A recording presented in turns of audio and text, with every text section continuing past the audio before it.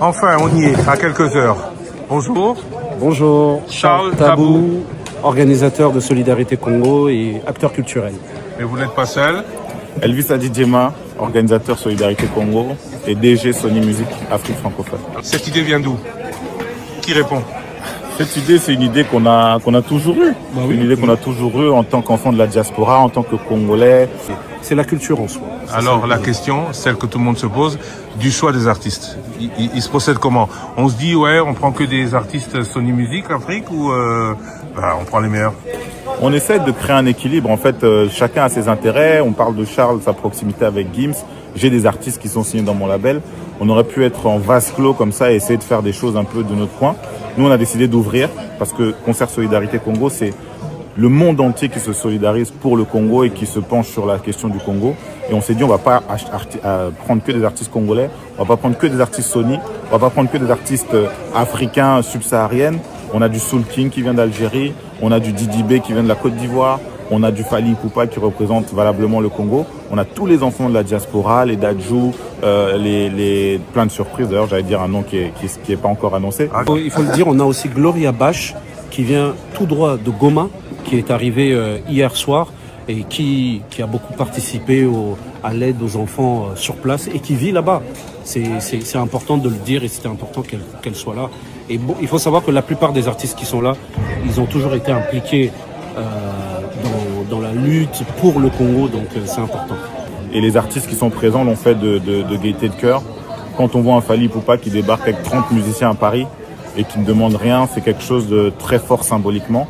Et ça montre tout l'amour qu'il porte pour son pays. Et on réagit en disant Isa concevable qui est concert à Yaboué et Salema pour la cause du Congo sans que quelques combos Ezala. Et parmi les noms que j'ai vu citer, Batebele, ils se sont dit qu'il n'est pas normal qu'un tel concert se déroule sans que Alech ne soit là. Namoni kombo ndeko nanga kalash criminel pe c'était trop répété. Namoni kombo ya gradure. Obi affiche so namona ke lumino ponte na innocent. Obi ke loko ebongi maboko. Obi ke bongi mbalamo. Oni baloko ngana oswe. Na la sali calculo, na la popo na. Na sali kopo.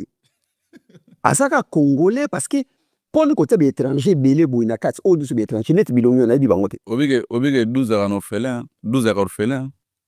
12 heures orphelin, 12 heures na papa, 12 heures na maman, te beaucoup pèse les rapports, te maman, tala moi no 12 à sali boy. 12 heures orphelin, de 12 mois to funda ezate. Ama mes amis tombés, les amis tombés. Arrêtez la musique. Arrêtez. Katazoba. 12 eza orphelin, 12 mois to funda ezate, 12 soka sali babe. Tokotika ye, tokotala kaka na miso. Mesdames et messieurs, mbote bonjour, on vous dit bon mardi, bisika botala biso, Boalo de TV, Katazoba, la chronique Intello, la gourou du temple, est avec vous présentement pour ce nouveau numéro. Et pour moi, c'est un plaisir de vous le présenter. On est ensemble, il n'y a pas de souci.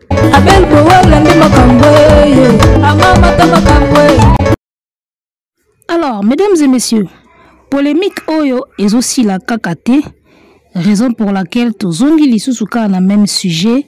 Et pourquoi? Parce que Tozu quelques éclaircissements sur le sujet Yango Tozongi. Alors, c'est aujourd'hui que va se dérouler ce grand concert de solidarité à Accor Arena à Paris. Et voilà, depuis que tout le monde qui affiche, depuis que annonce qui événement, producteur ou organisateur se prononce à quitter. Les lundis n'a moni le jour il y a événement, Christian Dusakono de Top Congo a approché les organisateurs pour les questionner et je pense que j'ai été éclairé dans quelques aspects. Il y a makambo ndenge to moni organisateur bango moko lobby na début ya émission na biso et biso to pakolaka couleur lobby toyoki bango bazo déclaré toyoka kipe bango biso to pakolaka couleur to kopesa peka point de vue na biso et en tant que l'église au milieu du village biso toza na pona koyoka batu nyonso pe koloba et o toza komona ndenge tozomona makambo ezokende. Alors Ba absence ya ba kombo ebele ya ba artiste congolais belé et dérangea qui population. Tomoni Alèche à réagir lelo. Donc lelo na sali émission parce que na moni réaction ya Alèche lelo, na moni interview ya ba organisateur lelo. Yana ba ki tombe yo na sala peka émission oyo lelo parce que depuis tout ce temps ba vanda ki ba olobate et lelo nde na moni ba réaction ya ba organisateur. Alors mesdames et messieurs, lelo na olobela plus na angle ya fait rigola ba musicien belé bazate ba musicien belé ba se plaindre Alèche wana uti ko se plaindre mais lelo na olobela ka ya fait rigola particulièrement. Pourquoi? Parce que j'espère que bino moko tango bozotala déjà ki événement ya boye bato baza ko organiser yango deux têtes o baza na organisation ya événement oyo boyebi déjà que l'une de ces têtes là na fait rigola et utaki kozala kita awa mesdames et messieurs. D'accord, nga na yeba inanga teke ba Charles Tabu banani bana simeloko. Tant on a moni bango na interview na Top Congo, je me suis dit ah bon? Ezande boye makambwango. Donc Charles Tabu organisateur, Elvis Didier ma organisateur, les deux Congolais na kata organisation. Alors tant on a moni bango na zongi sous na casting oyo basali. Déjà le casting ça sentait congolais. Casting on est bandé déjà qu'on sentit que Congolais moutasali parce qu'il y a qu'un Congolais qui peut, d'accord, il y a qu'un Congolais qui ne peut pas prendre le risque ya kocha faire na projet au Faliaza. Il y a qu'un Congolais. Il y a qu'un Congolais oya koki koyeba ke place Faliaza faire à cause à la té, Inos à cause à la té, Kofi à cause à la té. Il y a qu'un Congolais pour savoir ça. Donc déjà le casting ça sentait un Congolais derrière. Et tant on a eu au monde na interview, na confirmé kaka o nazaki nango déjà ko soupçonné. Batebele baza ko soupçonné kaka ba Congolais mutu bana sima ya loko. Ndenge peka to moni yango ndenge peka ekei. D'accord. Alors Charles Tabu na fait rigola et utaki kozala kita awa depuis dossier ya You Arena. J'espère que ndenge na olo baboué déjà batebele ba komi batebele déjà ba omona makambo. Oye mawa. Mais avant de côté na dossier fait rigola, to côté na voilà, avant de côté na profondeur ya makamba faire na Charles Tabu ba You Arena et tout, na ingena répondre na nous place Elvis Didier malobi alobi non Charles Tabu plutôt Charles Tabu alobi la plupart ya bateau to tient projet oyo ezaka bateau yo babundaka déjà pour na ba cause ya Congo pour na ba cause ya Est. Donc en parlant de Gloria Bash évidemment, d'accord, mais Inos Bi aussi asa parmi bateau babundaka pour na cause ya Goma en faisant des dons, en faisant des choses, mais azalai quand même ka sélectionné té. Ozomona c'est Léo na Bill Clinton na mona nanga te place so bazo bunda pour na cause ya Est. Na tikala komona ni nzembo ni geste ni quoi que ce soit pour na makambo ya Est. Mais le col a lobby que la plupart ya bateau baza na projet ou baza bateau babunda d'une manière ou d'une autre pour na Est. Maître Gims na tikala mona été à Kiti asali badona Goma ya kendaka na Maroc. Mais asa quand même parce qu'il a poids lourd parce qu'à côté qui s'habille, il faut qu'à Gazala. Nous on n'en peut rien. D'accord, dajuku tumutayaka kosala sala ba biloko na ina Congo. Yemoko Gims aloba ngone émission à Charman.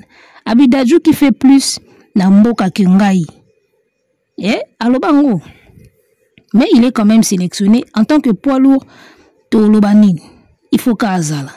Ozomona. Critère ya fali pour passer normal. Atindaka biloko na Goma, asalaka ba fondation tout.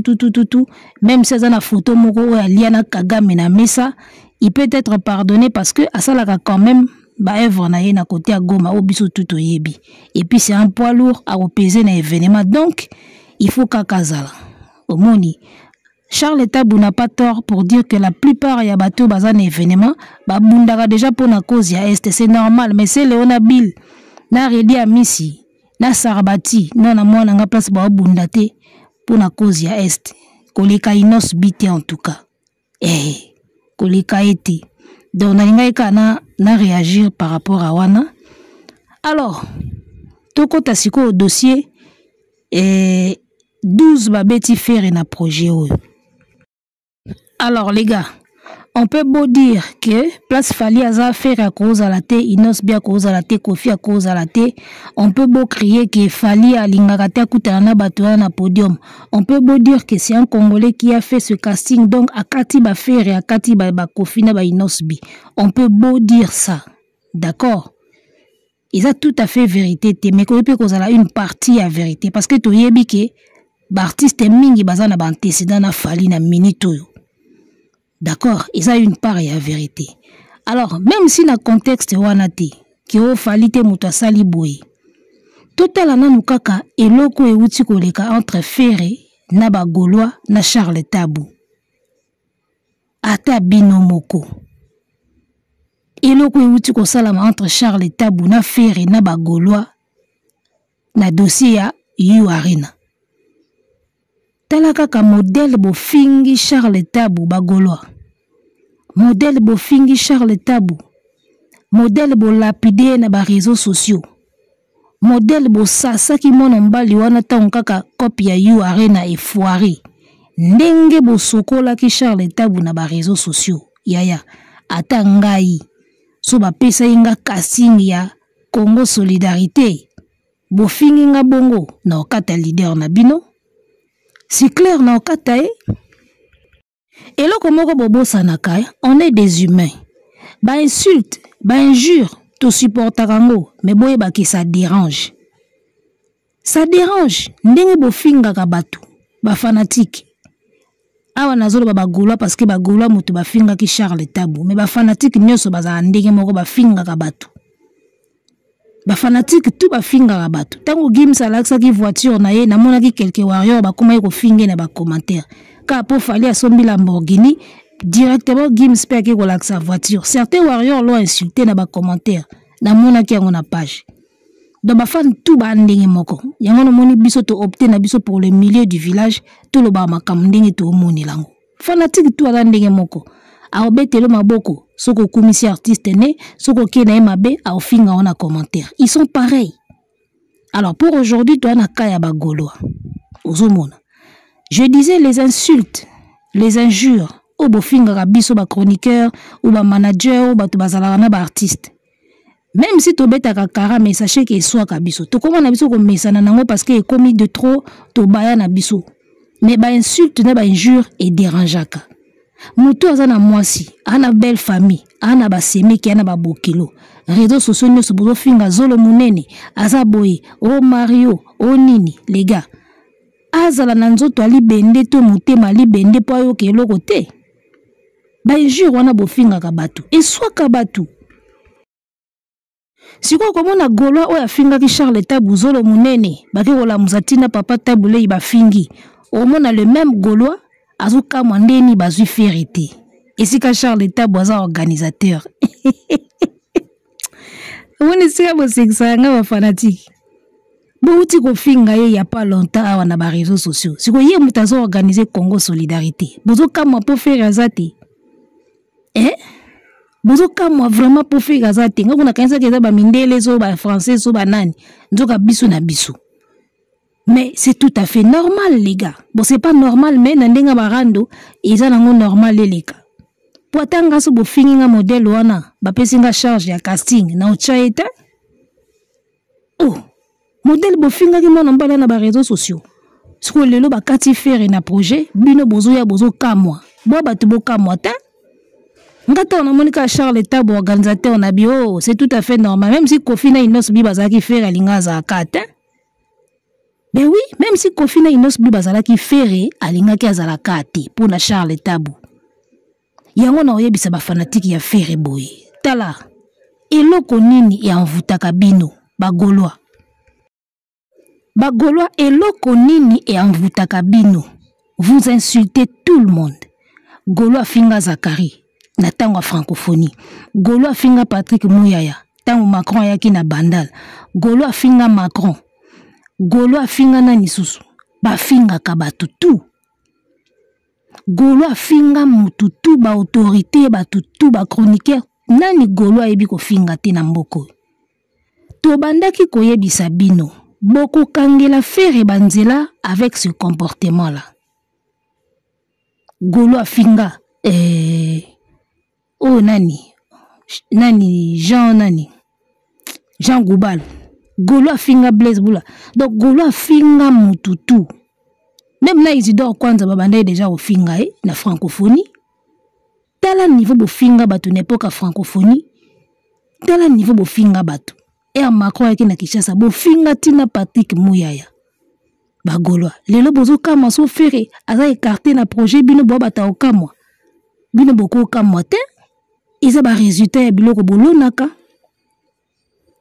boyebi ko finga bolingi ko finga mutu nyoso eloko nini tindaka bino bo finga ka batu lokola ba Charles Tabu ba Elvis Didier ma batu baza na circuit ya showbiz batu baza na monde ya musala ofere azo sala boyebi ko garder ba relation te boyebi ko bebisaka ba relation Gaulois ayeba ne ko garder ba relation te ayeba pe ko soigner ba relation te Gaulois ayebi ko soigner relation te Gaulois ayebi ka ko finga ba réaction moko épidermique soka mutu moko asalika likambu boy bobandi ofinga omoni na émission ya Top Congo tango faire alobaki ke mutu moko asinisa inga contrat moko ya mabe na Sony so na tangi kombo ne wana ndimi te ba Gaulois ba osepela na ye soka tanga ka komba mutu wana ayeba ke boyenga bobandi ofinga ye. Alors quelque part il en tant qu'artiste amona ngo neti moi fierté parce que amona ke nana banzo inanga so na tangi ka mutu moko asalinga mabe ba ko lapider na ba réseaux sociaux ba bando finga ye mais makamba ngo neti tozo suka siko boy heureusement tanga kité et puis intention na wa lobaki ke so na tangi kombo ne awa na ndimi te ke ba Gaulois ba osepela na ye intention na lobelaki yango eza intention déjà ya ke so na livre yo pa ba Gaulois ba osasa yo bando finga yo ezaki na sens wana ça le rend fier nana banzo inanga nana ba Gaulois nanga ba gladiateur nanga soka mutu moko abungi ba bimi bando finga ye mais ezo kangela yo banzela artiste aujourd'hui so kozana concert à solidarité te tokolo ba ki raison mobimba yango wana ata kutozaki éligible na ba critères modèle bosasa Charles Tabu na réseaux sociaux atanga na ngena tchana ngayo ta bozomona pourquoi vous insultez les gens au bana milieu à showbiz boyebi ke ka bango nde basimba makambo lelo soki batu bakobetisa fere na poto soki batu bakosala ke fere asala ba tourner c'est toujours ces gens là nde bazana ba circuit wana bozo kangela banzela ndi niveau bofinga Charles Tabu réponse nango de bozio yango. Alors attendez-vous à ce que dans les jours à venir makambo mususu pe ya boye et se répéter ça dit ba kop mususu pe ya ba tia epeka bakal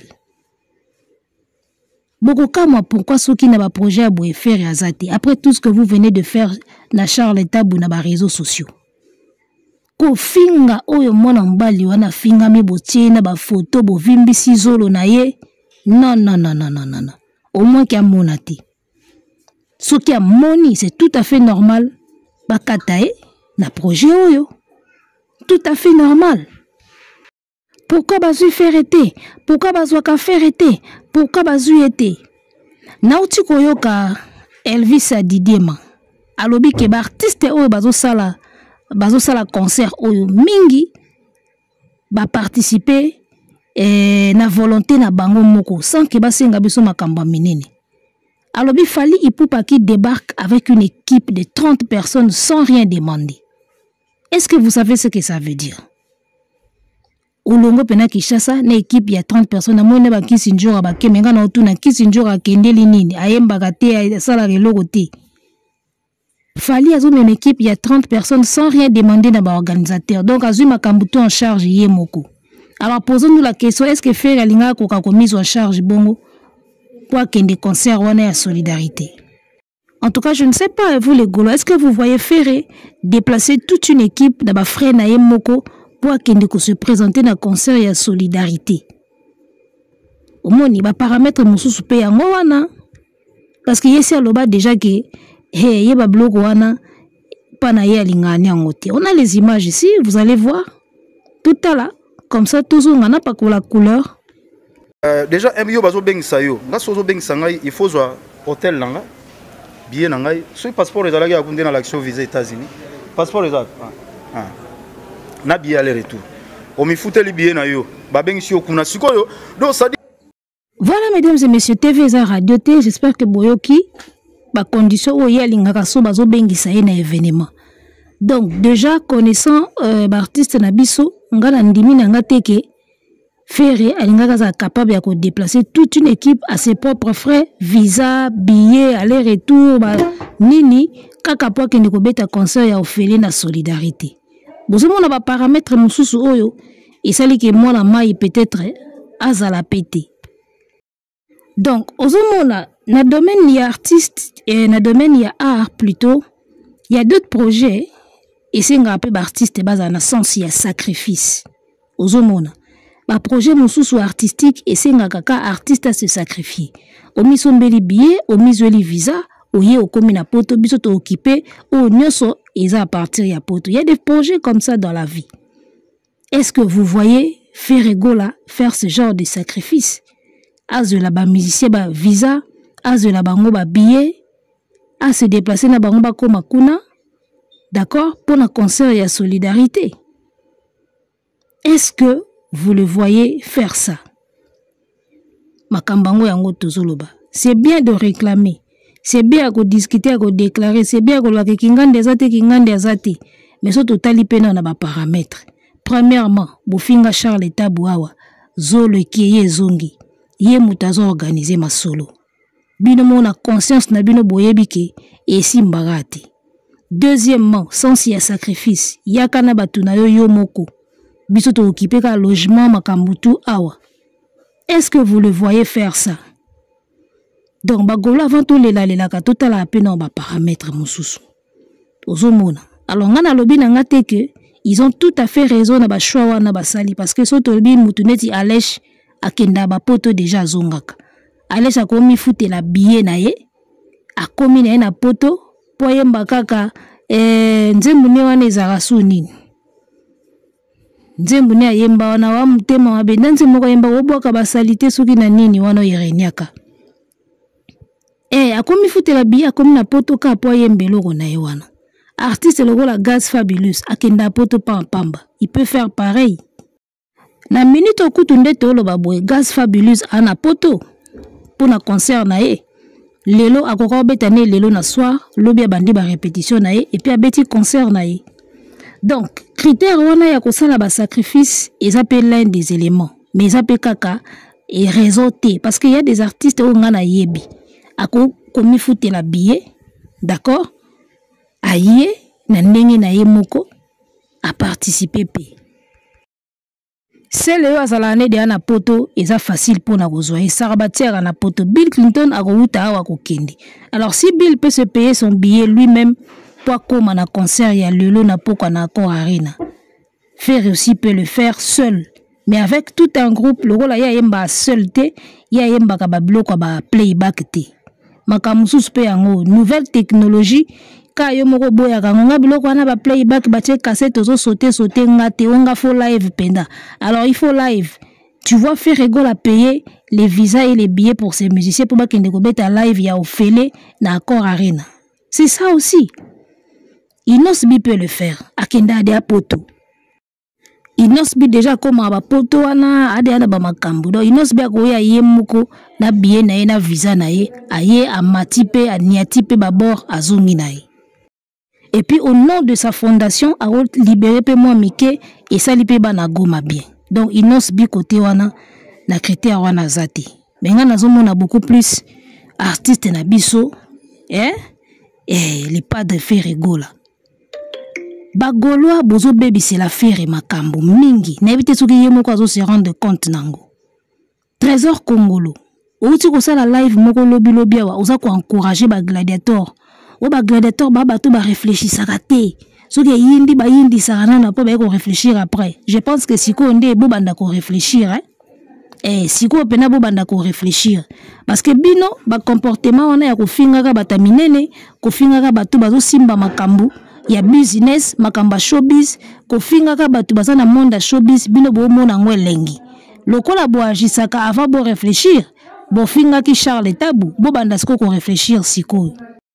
Trésor Congolo asali live na ye azako défendre ba comportement ba sale comportement ya ba Gaulois na ba gladiateur o ba gladiateur ba tunaka te ba réfléchissaka après ba agisaka nanu ba lokwa ba soldat so ba tindi ordre a réfléchissaka te a tunaka te o pona nini a exécutaka nanu après a oye bango sima donc ndenge bo exécutaki bo finga ki Charles Tabu bo bandasko ko réfléchir siko.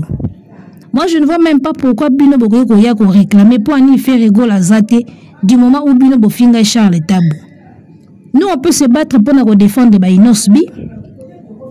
On peut se battre pour nous défendre et battre le la Gaz Fabulous, ba Gali Garvey. On peut se battre pour nous défendre peut-être ba Alèche. Mais faire après tout ce que les Gaulois ont fait à Charles Tabu, je suis désolé. Hein? Bozo baby c'est l'affaire et Makambu. Bozo baby c'est l'affaire et ba relation. Bozo baby c'est la ye Banzela. Kaka pona Makambu ya boy. Il pouvait bien être en concert à solidarité. You can see Ferré na Céléo. Céléo pèse plus que Ferré. Non? Céléo a pèse à Katin. Céléo a moto a salita concert na potote. A ta showcase na poto na fait Céléo a salate. Mais bazouye quand même. Bill Clinton a quoi pesé qu'on les a Ferré. Donc Ferré pouvait bien être là. Si seulement vous aviez bien tenu vos langues. Bagolo. So botene ka bouche na bino bien Ferré pouvait être na pas projet à boy. Bon, déjà à côté à Fali, il y a un impossible. Et place Fali à Zabacha Ferré, il y a un salamate. Mais peut-être prochainement, il y a un contrat moussous. Mais il y a déjà un pourquoi vous insultez les gens? Bagolo, pour nani bofinga ta ba biso oyo ba chroniqueuse, ba chroniqueur, ba youtubeur, ba youtubeuse. Bofinga na bino ta ba biso. Pourquoi beaucoup makatina niveau kofinga bato ba simbi makambo? Pourquoi beaucoup makatina niveau ana? Bato ba simbi makambo na poto, bato ba simbi makambo na ba label et tout. Pourquoi beaucoup makana niveau kofinga bango? Ba ministre, bata minene, bata ba organisation. Pourquoi beaucoup makatina niveau ana? Et puis bozo lela bozo kama pona nini azalaka atene ba projet minene. Mais vous insultez tout le monde. Et puis eloko mususu. Moi, je pense que ceux qui sont fanatiques, c'est vrai, à un moment, moi, je contrôler bango ils allaient rater. Pour eux, au fond, la live na TikTok, à Obanda Finga, boye bakutute.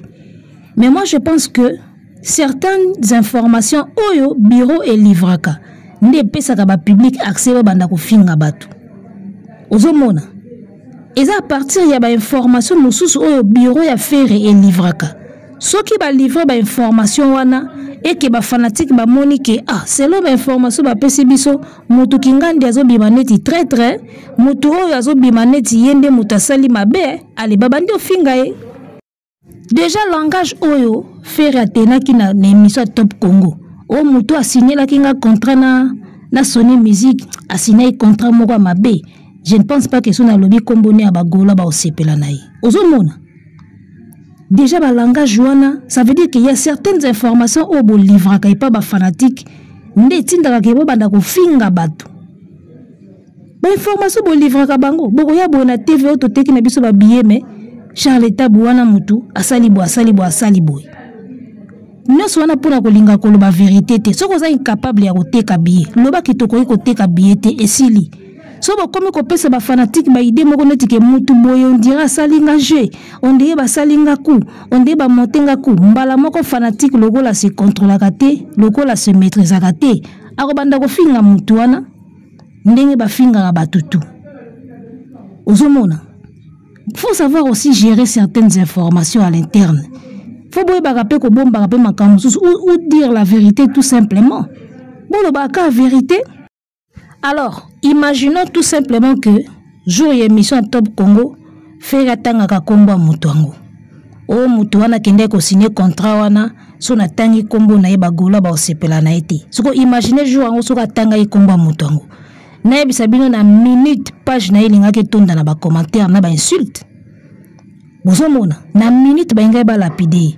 Sikoyo tangu yelinga ka tanga kombo ba fanatique ba ke ko finga. Sans pour autant ba fanatique yango balinga bazwa même pas tenter ba tuna mais yo mukolo carrière yo mukolo contrat ce ko poni yo tiraki mutu mususu a signé et que yo moko signé a quitté balingai même pas bazala na ta ko se poser wana balingai bakende mba moko yo tufina yo nyama na yo zolo tala boye deux fois balingai bakende mba moko lapide na ba page jour wana so faire atangaka komba muto asinyaka contrat wana nde bafinga ye somo siko balingai bando finga ye sans kutu ba mitu na ba question ke me mutu wana yo tikaki ya signer pourquoi alors que yo mukolo contrat yo mukolo carrière pona nini tikaki mutu wana mususu a signé contrat ya mabe balingai bazana ta wana te mbala moko balingai bando finga deux fois boye munani bilo na bango bafinga o boye bi wana apesa sima ateka boye balingai bando finga ka bongo sans batuna kutu ke me yo moko signer ite pourquoi. Donc à un moment lorsque tu as des fanatiques il est très compliqué mal géré batu babanda ko sundola yo batu ba ko kapé ko gérer yo te ozomona yango wana bagolo abolela na bino te so bomoni bakati faire na projet moko boye parce que niveau bokendaka na batu bozala nanu conscient ke efingeli to fingela ka batu yango esala kaka makambo ekende bien te c'est tout à fait normal Charles Taboza humain yo finga ya yo ka plaisir ofingi papa na ya vanda yo ka plaisir ata bino moko. Arrêtez la musique, arrêtez quoi.